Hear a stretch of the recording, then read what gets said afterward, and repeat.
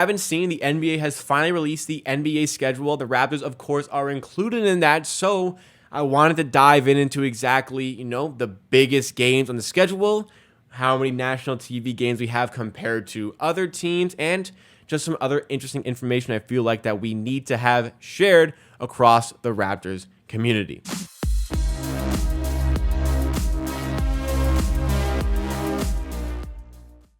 So, of course, involved in the NBA season this year is the in-season tournament. Now, what I was not expecting out of this in-season tournament was that the in-season tournament is straight up in-season.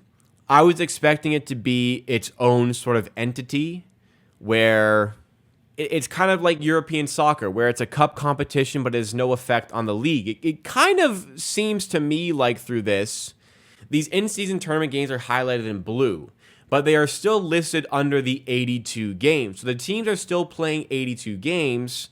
They are now just having these 4 plus 2 in-season tournament games. So I'm really wondering if that will count towards the win-loss in the season as well. And I am very, very much interested to see, like maybe if you get eliminated earlier, you'll have easier games, how those will affect your regular season status. So that is an interesting one to me, but I wasn't expecting the in-season tournament to be part of the 82-game schedule, which we clearly have outlined here. If you guys don't know, the in-season tournament, the group stages, the round-robin phase, we'll be playing Boston, Orlando, Chicago, and Brooklyn. But you'll notice that there is a specific column in this schedule that has not really been filled out here. Maybe a little bit empty, but the national TV section, not a lot of action going on. I'm not seeing a lot of movement here. Only 4 nationally televised games initially listed on the schedule, and 3 of which are on NBA TV, which aren't really nationally televised. So it's kind of only the one nationally televised game for the Raptors. So just to kind of see how that stacks up compared to the rest of the league, I don't know what to believe, because FanDuel released this one today, which showcased the Raptors having just 3 nationally televised games rather than the 4. But once again, because some of them are on NBA TV, those don't really count to me. We kind of only got 1 nationally televised game. So, the disrespect in Toronto, I mean, we're very much used to not getting very many nationally televised games, but my God, look at the teams that we're down here with. This is part of it. Wizards, Rockets, Pistons, and Hornets have 4. According to this graphic. We have 3. The lowest in the NBA. I get we're the Canadian team, nationally televised games are in the U.S. nationally televised. Okay. Do they care about watching the Canadian team on national TV? I understand that, but you're telling me there's a lot of Charlotte Hornets fans out here clamoring across the country to watch the Hornets, to watch the Pistons, the Rockets, especially the goddamn Wizards got more national TV games than us. You'd think we were in the serious Victor Wembanyama sweepstakes. You'd seriously think that we were down in the bottom 4 in the NBA. This is where they're placing us. We won 41 games last season. We were 500 last season. And I see some really bad teams kind of moving up here a little bit too much. One thing I will say, shout out to the Kings, because they're usually a casualty of this and get no national TV games. But they got 22 this year. So quick shout out to the Sacramento Kings. Warriors, Lakers, of course, the biggest teams. They got all that. Kevin Durant gets the pull to give the Suns 37. But as far as the Raptors specifically are concerned, I mean, Oklahoma, for crying out loud, got 13. Jeez. It is strange to see. My expectations were low, but fuck, right?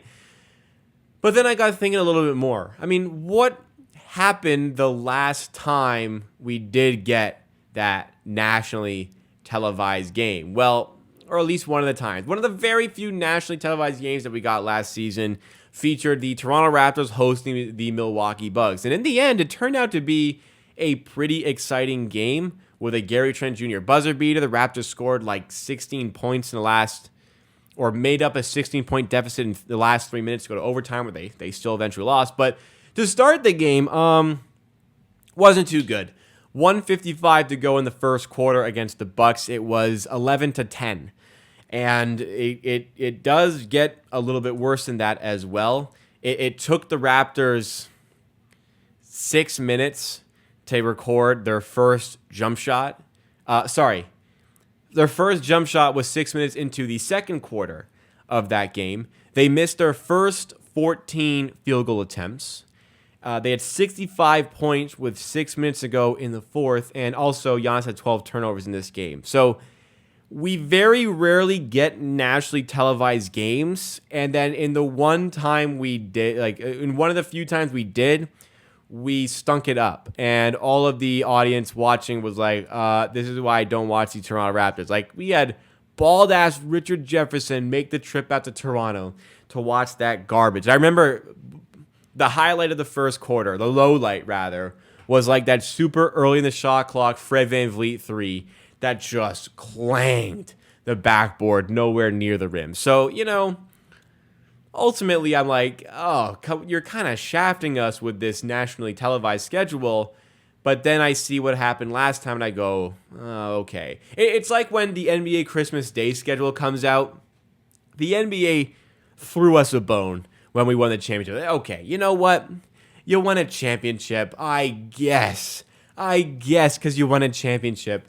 In 2019, we got a Christmas Day game. The Raptors subsequently were horrible. They got pieced up by the Boston Celtics, and every Raptors fan watching that game knew at that point that, yeah, we're never getting one of these again. And of course, since then, the Raptors have not gotten one, nor, really should they. They don't, we have rivals, but do people really rival us? Our biggest rivals to me are like Boston and Philly, but both of those teams have bigger rivals than us. So we're a footnote for them. So that's why we don't really get those games. And, for a team that finished 41-41, you're not going to get one. It's just like, damn, we had that one opportunity to prove ourselves on Christmas Day. Didn't happen. Didn't work out. Like last year, we had that nationally televised game against the Bucks. Played like shit. So the NBA's like, yeah, you're not going to get many of those because nobody cares or watches your games. But did want to discuss some of the key dates did want to discuss some of the key figures for the upcoming season, because part of the NBA schedule coming out is determining how it is favoring yourself compared to other teams. And for the Raptors, the NBA kind of did us a favor here, considering the fact that we are not a priority for them in any way whatsoever, considering the fact that, we're the Canadian team, you got to cross the border to play us. We have to travel a lot because we got to deal with airport customs every time we go on a road trip. And not only do we have to deal with airport customs, we have to deal with Toronto Pearson customs, of all customs.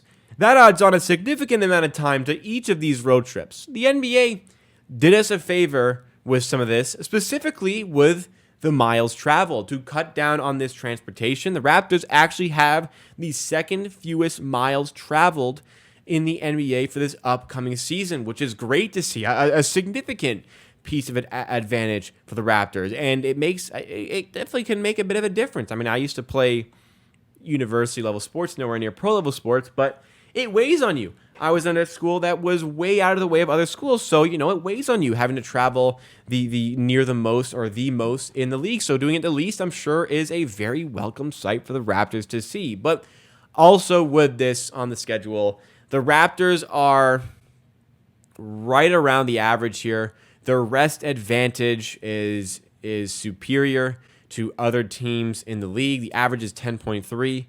Our rest advantage is 12 here. The rest disadvantage, well, it kind of balances out because it's worse than others, but it is the same as the advantage, so it balances out pretty even.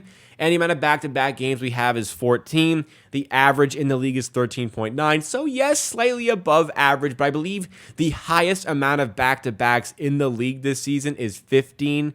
So I believe the lowest would be 13 there. So not a lot of wiggle room there. The NBA does its best to make that as fair as possible. And ultimately, we're right in the middle. Our strength of schedule based on the 2022-2023 season is 15th, right in the middle. Our rest advantage and disadvantage are equal, so right in the middle. Our back-to-back is 0.1 above the average in the league.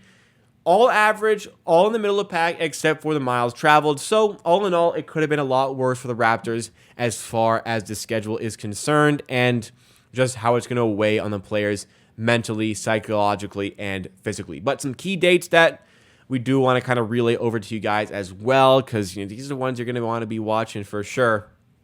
Opening night is October 25th with Minnesota visiting. So we do open up the season at home. Hopefully provides a little bit of excitement to the fans. Fred VanVleet returns to Toronto on February 9th. That's a game that I might try to go to, but I feel like tickets are going to be expensive for that. Nick Nurse comes back to Toronto on October 28th. Raptors better have a tribute video ready, and there better be cheers for that man. I better not see anybody booing the greatest coach in Raptors history.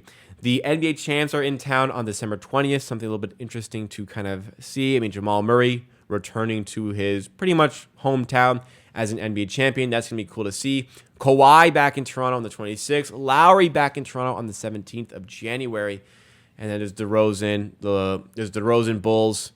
That rematch on November 24th and January 18th. And the one I really want to look at here is LeBron and the Lakers on April 2nd. I am a big LeBron James fan. I always want to see LeBron James play in person. But last year when the Lakers came to town, I was so scared about buying tickets because I was scared LeBron would sit out. And what do you know? He did sit out this Lakers game, by the way. And for these West Coast teams, it is very typically back-to-backs because they make the long trip out here. They get their games done and move on. So for LeBron and the Lakers, they actually come to town on the first night of a back-to-back. So higher probability LeBron plays here than he would somewhere else, but because of, again, the customs going through Pearson, a lot of the times, I mean, every time pretty much, LeBron does not play in Toronto, so I'm not clamoring to get those tickets, nor am I clamoring to get Raptors tickets in April, where I feel like they may not have a ton, potentially, to play for. But all in all with this schedule, I mean, we got a bit of favors here. I think it could have been a lot worse, and now it's time to decide, like, what do you really think this Raptors team is going to be? This is a bet that I personally was happy to take a little bit earlier on in the offseason. Raptors over 36.5 at plus 100 odds. This is at DraftKings. You might be able to shop around and find better. I didn't have time to do so, but I got this at plus 110 about a month ago. I feel like 100 has got to be like best in market right now. So getting the Raptors at 100 or better, over 36.5. I just feel like that's a touch low here. And based on kind of maybe not having any difficulty with schedules, nothing like I wouldn't say anything that's promoting me thinking this is good, but there's nothing deterring me away from that. So based on all these schedules, this is one that I like. So ultimately with the schedule, got a favor with the miles traveled, average everywhere else. I am not quite at the point where I'm pumped for this season, but I'm slowly getting to that point with this team.